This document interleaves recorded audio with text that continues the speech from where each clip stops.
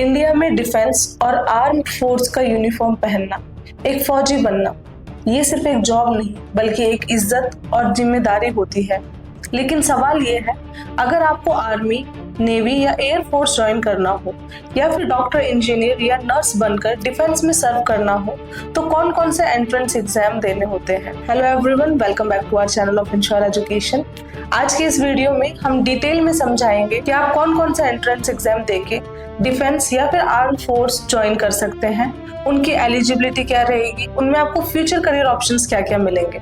अगर आपका भी सपना है कि आप अपने देश को सर्व करें और साथ ही में आपको एक अच्छा करियर ऑप्शन भी मिले तो ये वीडियो आपके लिए है। इस वीडियो को पूरा देखिएगा ताकि आपको सारे इन्फॉर्मेशन मिल सके। एंड अगर आपने अभी तक चैनल सब्सक्राइब नहीं करा है तो चैनल को जरूर सब्सक्राइब करें। सबसे पहला और सबसे पॉपुलर एग्जाम होता है एनडीए का, जिसे हम बोलते हैं नेशनल डिफेंस एकेडमी। ये एक गोल्डन गेटवे है आर्मी, नेवी और एयर फोर्स ज्वाइन करने के लिए। इस एग्जाम को यूपीएससी कंडक्ट करता है और इस एग्जाम को देने के लिए आपको 12th क्लास कंप्लीट करनी पड़ेगी। इस एग्जाम को देने के लिए आपकी एज लिमिट 16.5 साल से 19.5 साल तक होती है और अब लड़के और लड़कियां दोनों ही एनडीए एग्जाम्स के लिए अप्लाई कर सकती हैं। एनडीए में सिलेक्शन के लिए 3 स्टेज प्रोसेस होता है। सबसे पहला रिटन एग्जाम। अगर आपने रिटन एग्जाम क्लियर कर लिया तो आपको एसएसबी इंटरव्यू देना पड़ता है। इंटरव्यू अगर आपका क्लियर हुआ तो उसके बाद आपको मेडिकल फिटनेस टेस्ट देना होता है। रिटन एग्जाम में मैथमेटिक्स और जनरल एबिलिटी टेस्ट होता है। उसके बाद एसएसबी में आपके लीडरशिप, कॉन्फिडेंस, कम्युनिकेशन और डिसीजन मेकिंग स्किल्स जज किए जाते हैं। और फाइनली होती है मेडिसिन फिटनेस, जिसमें आई साइट, स्टेमिना और हेल्थ का डिटेल चेकअप होता है। एनडीए क्लियर करने के बाद कैडेट्स को 3 साल की ट्रेनिंग मिलती है खड़गवासला, पुणे में। उसके अलग अलग एकेडमिक्स हैं, आईएमए, आईएनए या एएफएमए। उनकी स्पेशलाइज्ड ट्रेनिंग होती है। करियर की शुरुआत एक कमीशन ऑफिसर के रूप में होती है। ये एक सपना है जो लाखों स्टूडेंट्स देखते हैं और सिर्फ डेडिकेटेड और डिसिप्लिन स्टूडेंट इसे पाते हैं। इसके बाद दूसरा ऑप्शन आता है सीडीएस का, जिसे हम बोलते हैं कंबाइंड डिफेंस सर्विस। ग्रेजुएशन के बाद डिफेंस ज्वाइन करने का सबसे बड़ा एग्जाम होता है सीडीएस। ये भी यूपीएससी कंडक्ट करता है। यहाँ पे एज लिमिट लगभग 19 से 24 साल तक होती है।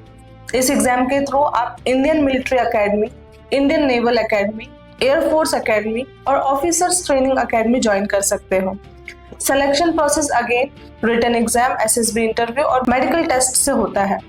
सीडीएस एक डायरेक्ट ऑफिसर एंट्री है, मतलब आप ग्रेजुएशन के बाद एक ही जंप में ऑफिसर बन सकते हो। ये एग्जाम उन स्टूडेंट्स के लिए बेस्ट है जो स्कूल में एनडीए नहीं दे पाए और डिफेंस का सपना रखते हैं। बस फर्क इतना है कि एनडीए आप 12th के बाद दे सकते हैं और सीडीएस के लिए आपको ग्रेजुएशन करनी पड़ेगी। इसके बाद ऑप्शन आता है air force common admission test, AF CAT जिसे हम बोलते हैं। एएफ कैट एक एक्सक्लूसिव एग्जाम है जो सिर्फ इंडियन एयर फोर्स कंडक्ट करती है। इसके थ्रू आप फ्लाइंग ब्रांच, ग्राउंड ड्यूटी जैसे कि टेक्निकल और ground duty non technical join कर सकते हो। एलिजिबिलिटी में ग्रेजुएशन चाहिए और फ्लाइंग के लिए फिजिक्स और मैथ्स क्लास 12th में कंपलसरी होनी चाहिए। इस एग्जाम को देने के लिए आपकी जो एज लिमिट होती है वो 20 से 24 साल फ्लाइंग ब्रांच के लिए होती है। एएफसीएटी का सिलेक्शन प्रोसेस है written exam, AFSB interview and उसके बाद मेडिकल। क्लियर करने के बाद आप एक कमीशन ऑफिसर बनते हो एयरफोर्स में।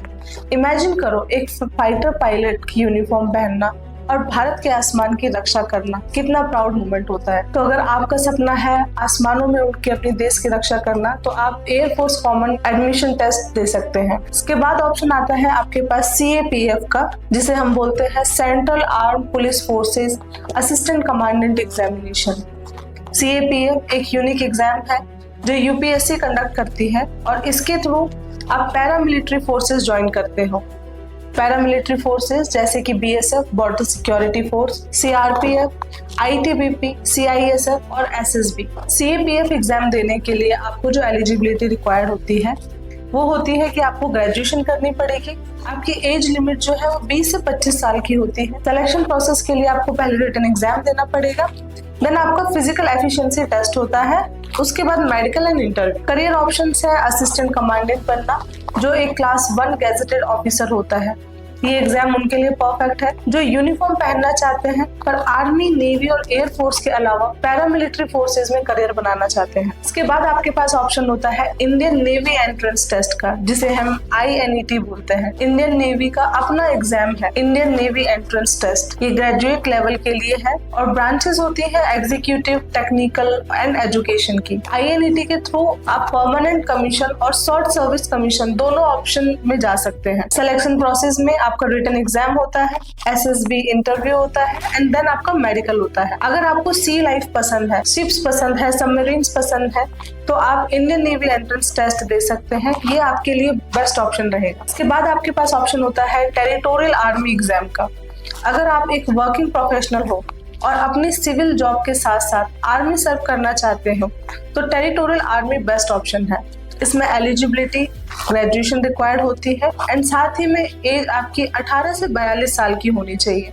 सिलेक्शन प्रोसेस होता है रिटन एग्जाम का, साथ ही में आपका इंटरव्यू और मेडिकल भी होगा। इसमें जो करियर ऑप्शंस आपके सामने होते हैं, आप ऑफिसर बन सकते हैं एज एन टेरिटोरियल आर्मी, आप वर्क कर सकते हैं as an territorial army officer, मतलब आप अपना सिविल प्रोफेशनल भी कंटिन्यू कर सकते हो और देश की सेवा भी कर सकते हो। ये बैलेंस लाइफ स्टाइल के साथ आप अपने civil life and army life दोनों ही एंजॉय कर सकते हैं। इसके बाद ऑप्शन होता है इंडियन कोस्ट गार्ड एग्जाम का। इंडियन कोस्ट गार्ड के एग्जाम 2 लेवल पर होते हैं, एक असिस्टेंट कमांडेंट जो ग्रेजुएशन के बाद ऑफिसर एंट्री है और एक नाविक जो 12th के बाद होता है। कोस्ट गार्ड का काम होता है मैरीटाइम सिक्योरिटी का, रेस्क्यू ऑपरेशन और कोस्टल डिफेंस करना। करियर ऑप्शन है एक डिसिप्लिन लाइफ के साथ समुद्र की रक्षा करना। अगर आपका पानी में इंटरेस्ट है तो आप इंडियन कोस्ट गार्ड का भी एग्जाम दे सकते हैं। इसके बाद आपके पास ऑप्शन होता है एयरफोर्स ग्रुप का X and Y exam. Indian air force के एयरमैन के लिए ग्रुप X और ग्रुप Y एग्जाम कंडक्ट होते हैं। ग्रुप X के लिए आपको 12th क्लास में PCM कंपल्सरी सब्जेक्ट रखने पड़ेंगे एंड ग्रुप Y के लिए कोई भी स्ट्रीम चल सकता है। इसमें जो आपको करियर ऑप्शंस मिलते हैं वो मिलते हैं airman in technical and non technical trades. Promotion के साथ साथ आप ऑफिसर लेवल तक भी पहुंच सकते हैं। इसके बाद आपके पास ऑप्शन होता है आर्मी टेक्निकल एंट्री स्कीम का, जिसे हम TES एंड UES बोलते हैं। टेक्निकल एंट्री के लिए इंडियन आर्मी स्पेशल स्कीम्स देती है।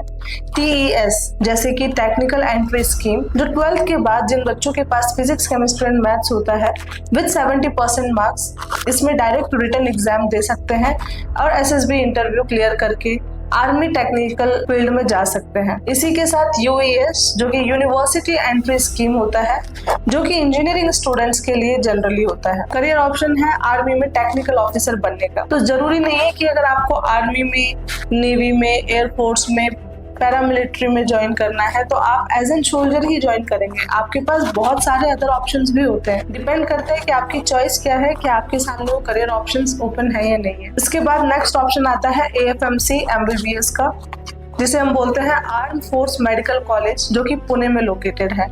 अगर आपको आर्मी में डॉक्टर बनना है तो डॉक्टर बनने के लिए सबसे प्रेस्टिजियस इंस्टीट्यूट है AFMC पुणे। AFMC एक ऐसा इंस्टीट्यूट है जो डॉक्टर को एक फौजी के डिसिप्लिन के साथ ट्रेन करता है। यहाँ पे आपको MBBS कोर्स करना पड़ेगा और उसके बाद 7 साल की कंपल्सरी सर्विस देनी पड़ेगी आर्म फोर्स के अंदर।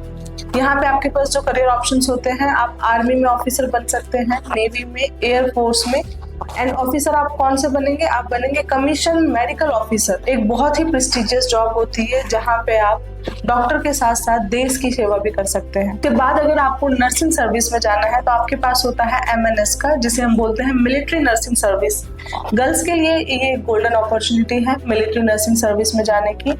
यहाँ पे एलिजिबिलिटी क्राइटेरिया जो है वो आपके पास 12th क्लास में साइंस के साथ PCB स्ट्रीम होना चाहिए, प्लस आपने नीट UG का एग्जाम क्लियर करा हो। उसके बाद CBT, PAT और इंटरव्यू कोर्सेज होते हैं BSc नर्सिंग करने के लिए, जो कि आपका 4 साल का कोर्स होगा। करियर ऑप्शंस इसमें होते हैं कि आप कमीशन नर्सिंग ऑफिसर बनते हैं इंडियन आर्मी में with rank of lieutenant.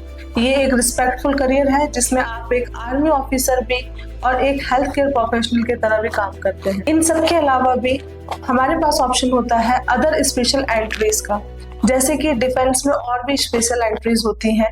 SSC technical entry for engineers, JAG entry for law graduates, NCC special entry for NCC C certificate holders. हर एंट्री एक यूनिक रास्ता देती है एक फौजी बनने का। ये था इंडियन आर्मी के मेजर डिफेंस और आर्म फोर्स एंट्रेंस एग्जाम। चाहे आप एनडीए देना चाहो या सीडीएस, एफकैट, सीएपीएफ, आईएनईटी या एएफएमसी, एक बात कॉमन है, डेडिकेशन, डिसिप्लिन और देशभक्ति। अगर ये क्वालिटीज आपके अंदर है तो यूनिफॉर्म पहनना सिर्फ एक सपना नहीं बल्कि एक सच बनेगा। रिमेंबर, डिफेंस एक करियर नहीं, एक कमिटमेंट है, a commitment to serve the nation. Jai Hind and take care of yourself. Thank you for watching my video.